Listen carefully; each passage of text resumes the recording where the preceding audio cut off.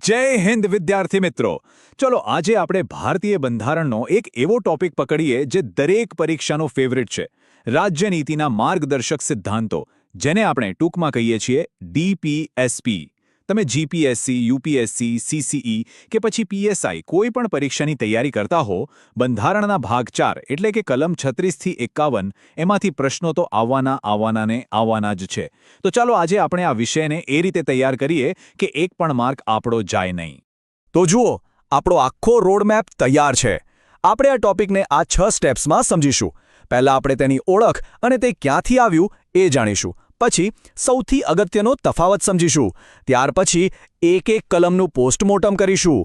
એક જોરદાર ટ્રીકથી બધું યાદ રાખીશું. અને છેલ્લે ક્વિઝ દ્વારા આપણી તૈયારીને પાક્કી કરીશું. આ સ્ટ્રક્ચરથી આ વિષય એકદમ સહેલો લાગશે. ચાલો તો શરૂઆત કરીએ. જુઓ, કોઈપણ વિષયની કલમો સીધી ગોખવા બેસી જઈએ ને તો એ લાંબો સમય યાદ ના રહે. એટલે આપણે પહેલાં તેનો પાયો મજબૂત કરીશું. ચાલો સમજીએ કે આ ડીએસપી છે શું અને આવ્યું ક્યાંથી.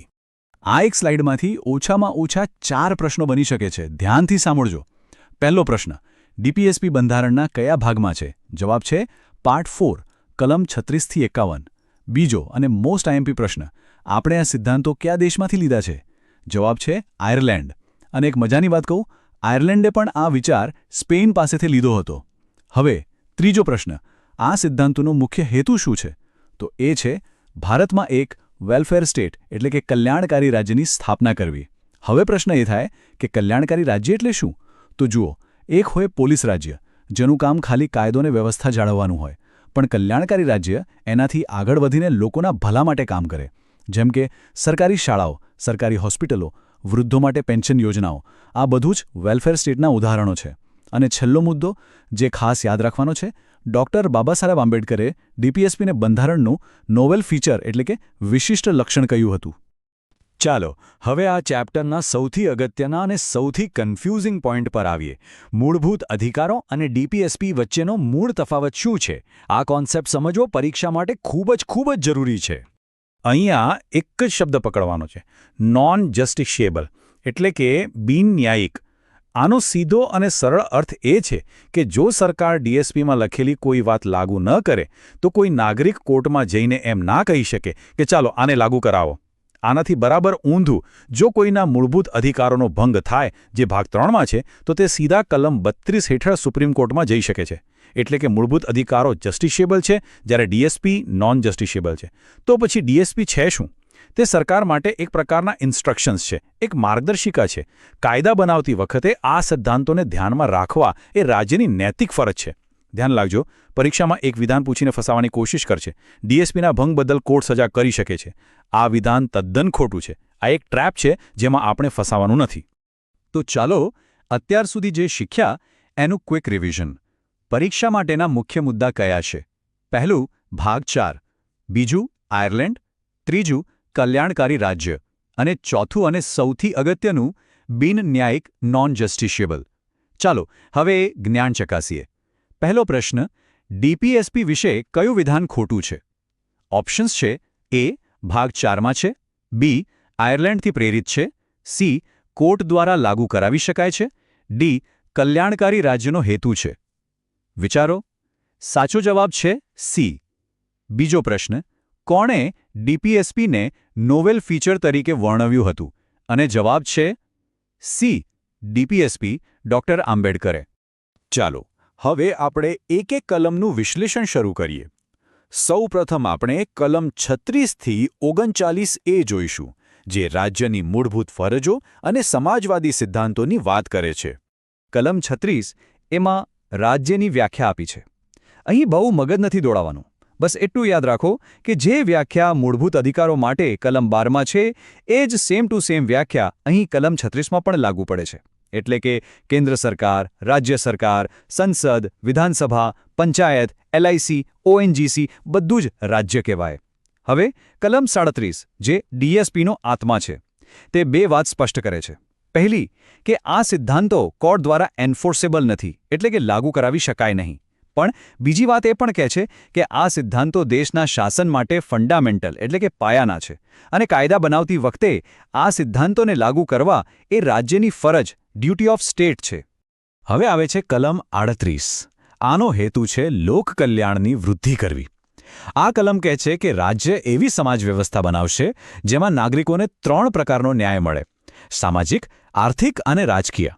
આ 3 શબ્દો તમને આપણા બંધારણના આમુખમાં પણ જોવા મળશે. હવે આમાં એક ખૂબ જ મહત્વનો સુધારો યાદ રાખવાનો છે. કલમ 38(2) જે આવક, પ્રતિષ્ઠા અને તકોની અસમાનતા ઘટાડવાની વાત કરે છે તે 44માં બંધારણીય સુધારા દ્વારા 1978માં ઉમેરવામાં આવી હતી. ફરીથી 44મો સુધારો 1978. પરીક્ષા માટે આ વર્ષ અને સુધારોનો નંબર ગોખી લેજો. કલમ 39 રાજ્યની આર્થિક નીતિઓ કેવી હોવી જોઈએ એ બતાવે છે. એમાં ઘણું બધું છે, પણ પરીક્ષા માટે 3 વસ્તુ ખાસ યાદ રાખજો. 39B અને 39C કહે છે કે દેશના ભૌતિક સંસાધનોની માલિકી અને નિયંત્રણ એવી રીતે વહેંચવામાં આવે જેથી સામૂહિક હિત સધાય અને સંપત્તિ કોઈ એક જગ્યાએ ભેગી ન થાય. અને પછી આવે છે 39D જે વારંવાર પૂછાય છે: સમાન કામ માટે સમાન વેતન, equal pay for equal work. પછી ભલે તે પુરુષ હોય કે સ્ત્રી. અહીં ટ્રેપ ક્વેશ્ચન એ બને કે આ મૂળભૂત અધિકાર છે કે ડીએસપીપી? તો યાદ રાખજો, આ ડીએસપીપી છે. હવે કલમ 39A પાછળ એ લાગ્યો એનો મતલબ શું કે આને પછીથી ઉમેરવામાં આવી છે. ક્યારે? 42માં બંધારણીય સુધારા દ્વારા 1976માં. આનો હેતુ છે સમાન ન્યાય, ઇક્વલ જસ્ટિસ અને ગરીબોને મફત કાયદાકીય સહાય પૂરી પાડવી. કારણ કે જો કોઈ ગરીબ વ્યક્તિ પાસે વકીલ રાખવાના પૈસા ન હોય તો તેને ન્યાય કેવી રીતે મળે? આ જ કલમને કારણે સરકારે નાલસા નેશનલ લીગલ સર્વિસીસ ઓથોરિટી બનાવી છે અને જે લોક અદાલતોનું આયોજન થાય છે એ પણ આ જ સિદ્ધાંત પર આધારિત છે.